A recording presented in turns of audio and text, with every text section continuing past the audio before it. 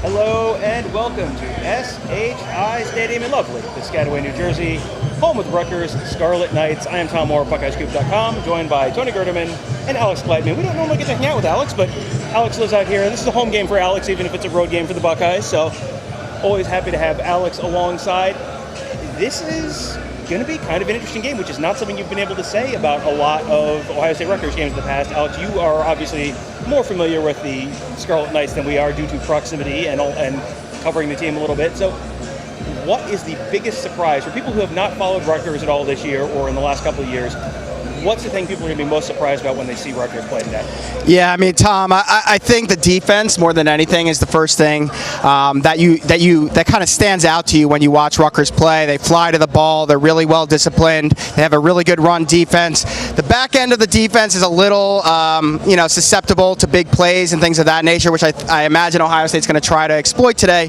But I think Rutgers, from a talent standpoint, Greg Schiano's done a great job recruiting and through the transfer portal and in development over 2 years, as well as, culture building, disciplined team, playing within their system and just executing what he asked them to do.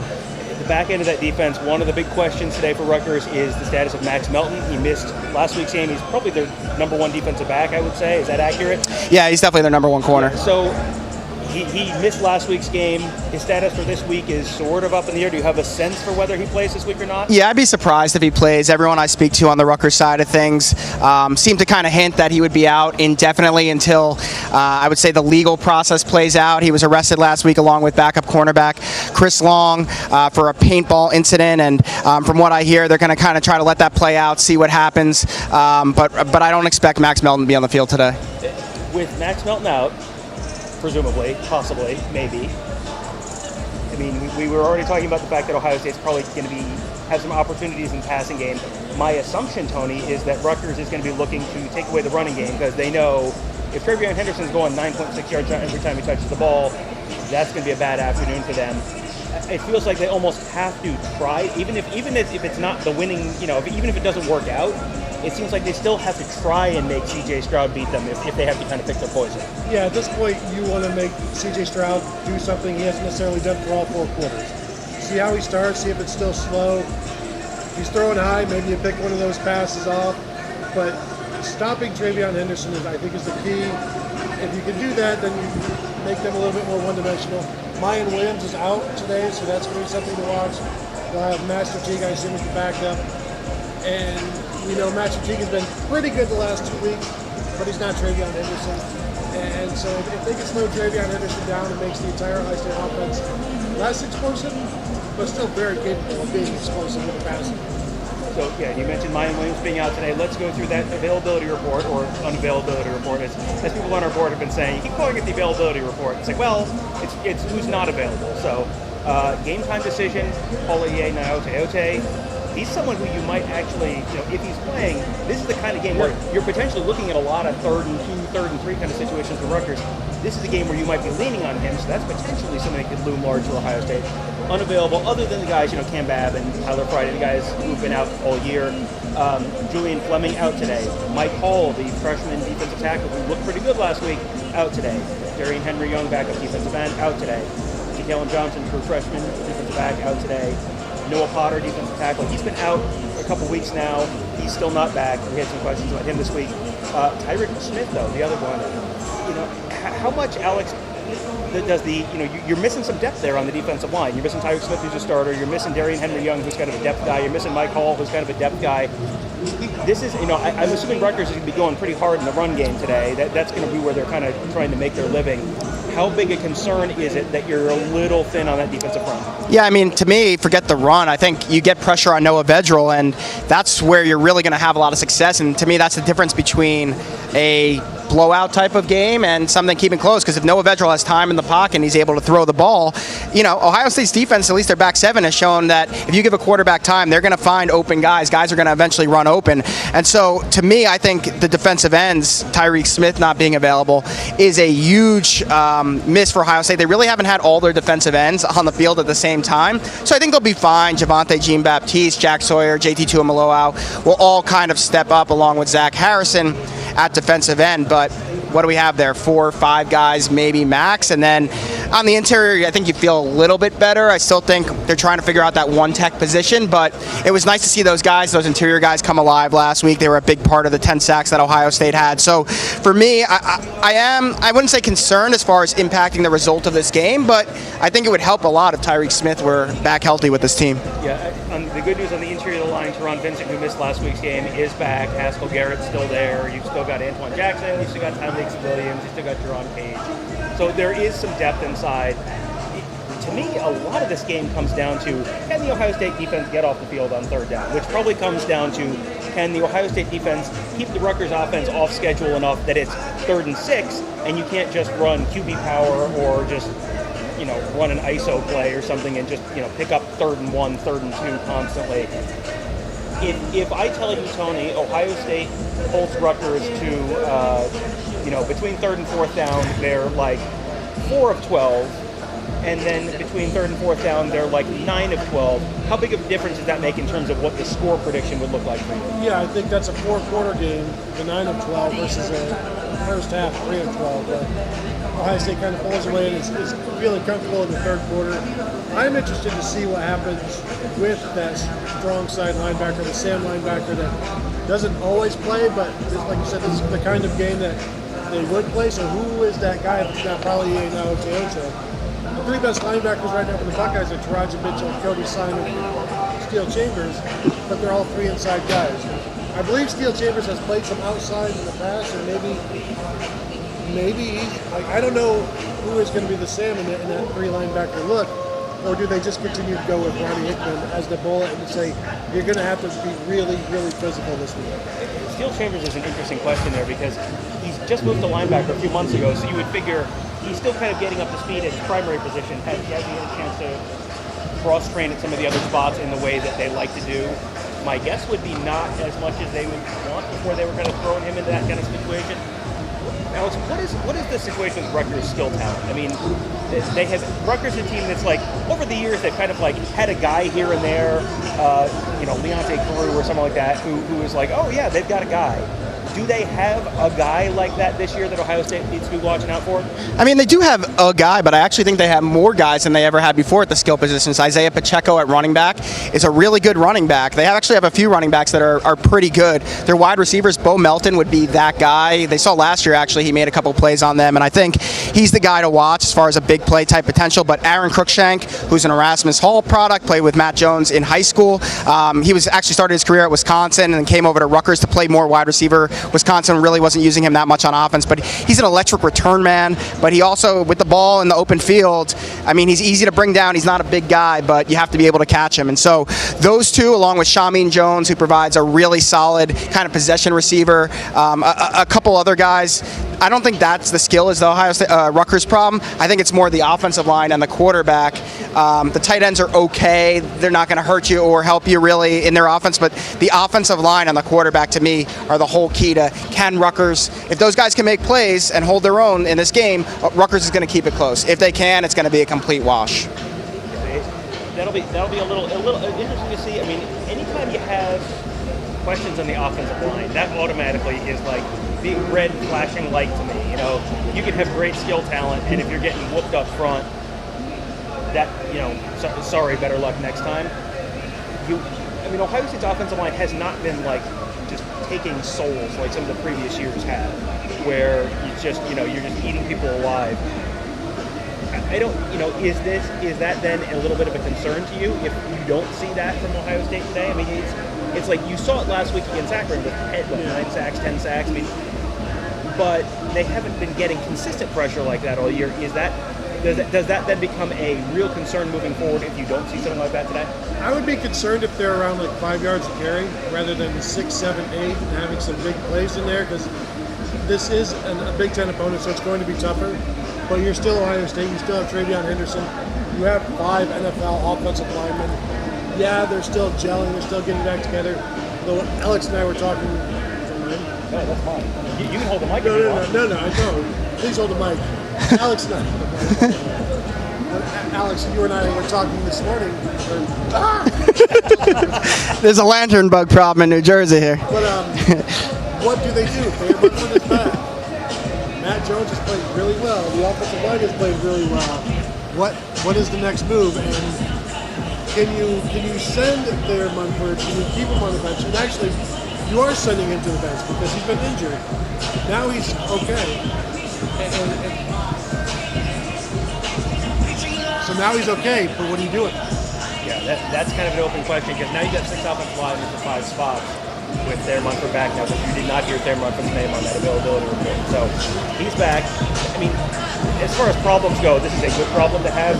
There are too many good offensive linemen to play here all at once. So my assumption is you probably go back with their Munford and you send Mac Jones back to the bench, but that's not a given the importance of guys, the line sort of gelling and playing together.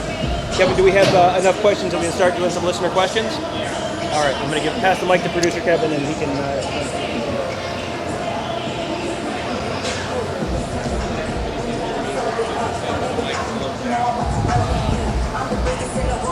Which receiver will have the most touchdowns today? All right, and if you cannot hear producer Kevin, leave something in comments because sometimes we can and sometimes we can't.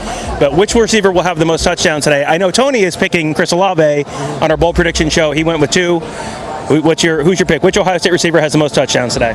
I'm going to go with Chris Olave, too. You always copy my score. This guy copied my 59-10 last week. We were both very close. But, no, I think Chris Olave, he's been quiet for 2 weeks. I know last week he had the touchdown, but what do you have, 2 catches for 12 yards and one was a pop pass, and no catches the week before. So I think they're going to look to hit Garrett Wilson and Chris Olave a bunch this game, but I think it's going to be Chris Olave.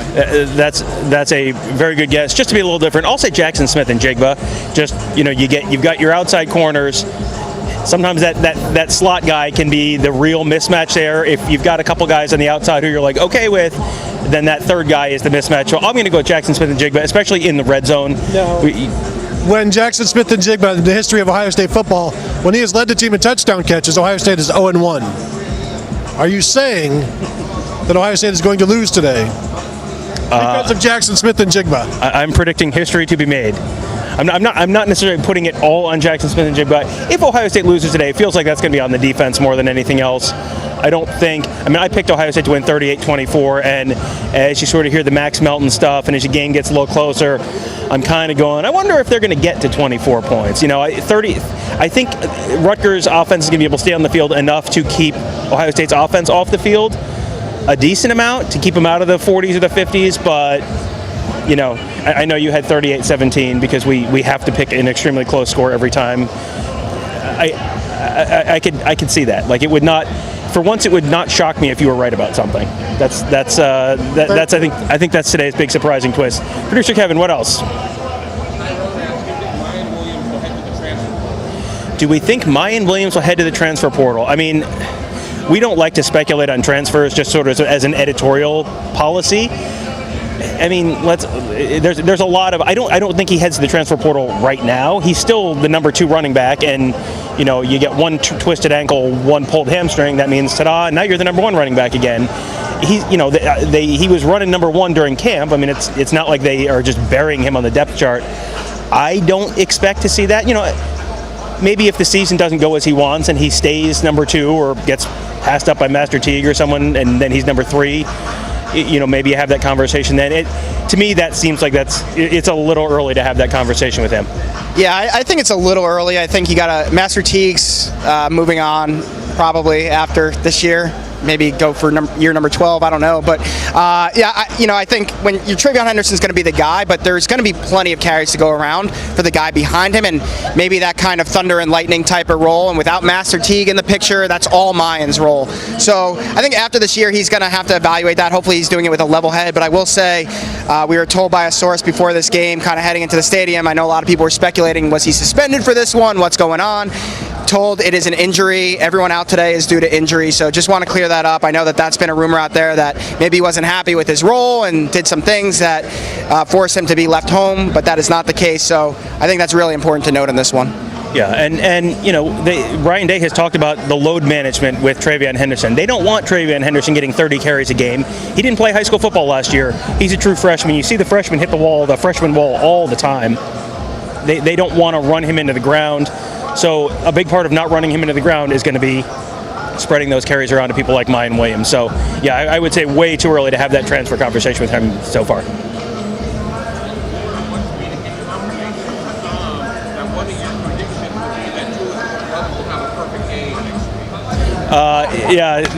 Jordan was at me on Twitter this over the weekend or last night, asking about Taulia Tagovailoa and my stellar record in our bold predictions, and suggesting that I pick Taulia Tagovailoa to have just an absolutely perfect game, 700 yards, 100% completions, no interceptions.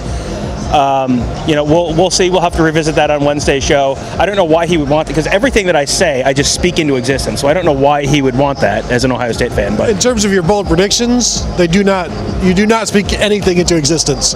You speak it out of existence. I would ask Jordan, what's it worth to you? Another weekend for me on the cot of shame.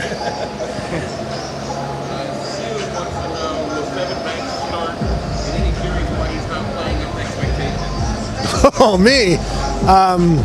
Now, he was banged up. That's what Matt Barnes said. I think you can read between the lines of some of the stuff, or hear between the lines of some of the stuff that Ryan Day has said about Seven Banks is practicing harder, practicing better. Cam Brown is back this week, so if Cam Brown is good to go, I think he starts. I think it's Denzel Burke. Seven Banks will rotate in like he did when the three of them were all healthy against, Tulsa? They were all healthy, and Seven Banks came off the bench, and they rotated in. So I'm expecting that to be the case. What was the other thing?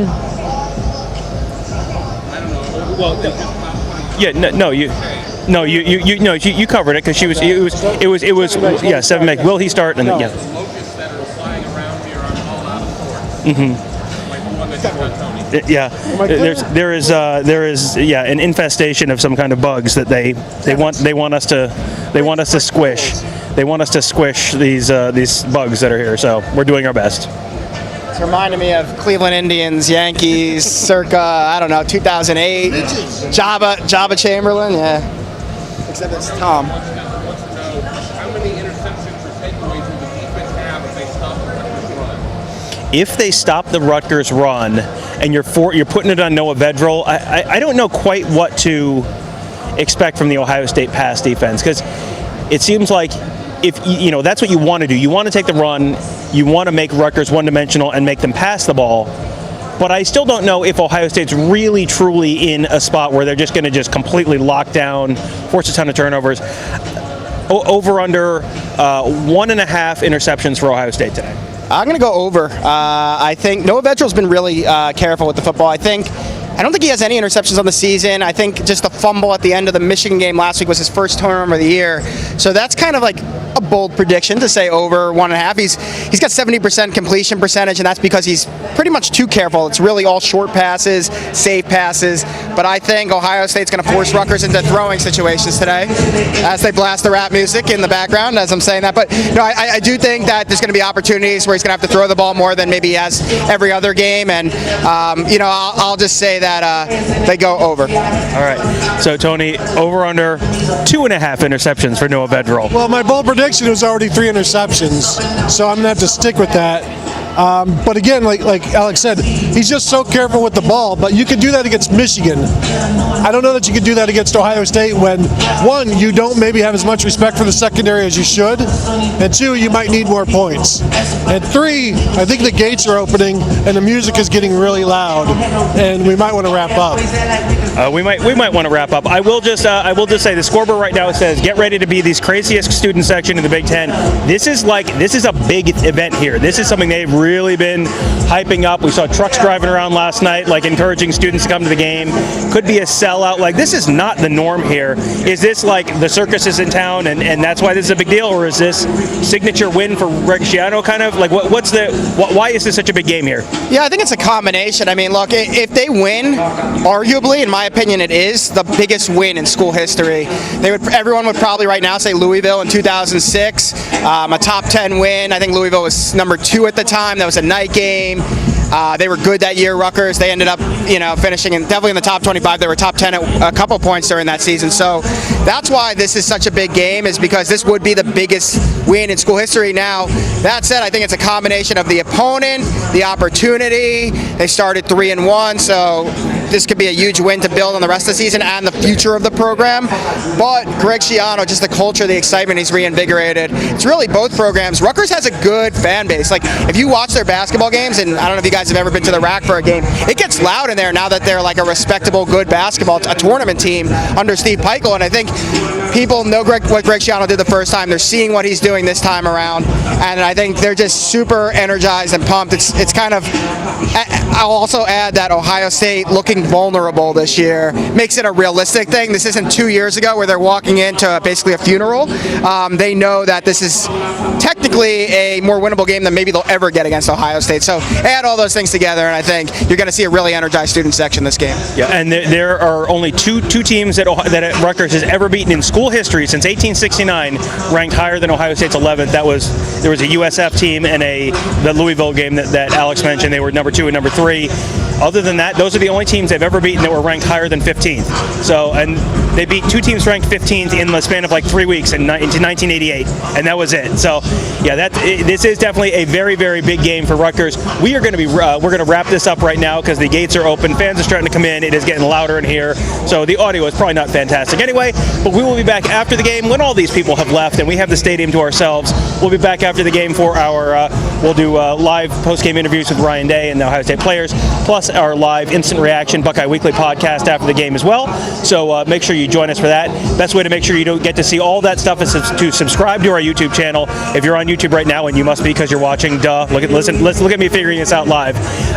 Now that you're on our YouTube, hit that bell, you subscribe to our channel. What that'll do is then you get notified as soon as we go live with live post-game interviews, with live instant reaction podcasts and more. So subscribe to our YouTube channel right now, and then you get notified and you won't miss anything after this game. So enjoy the football, and we will talk to you guys after the game.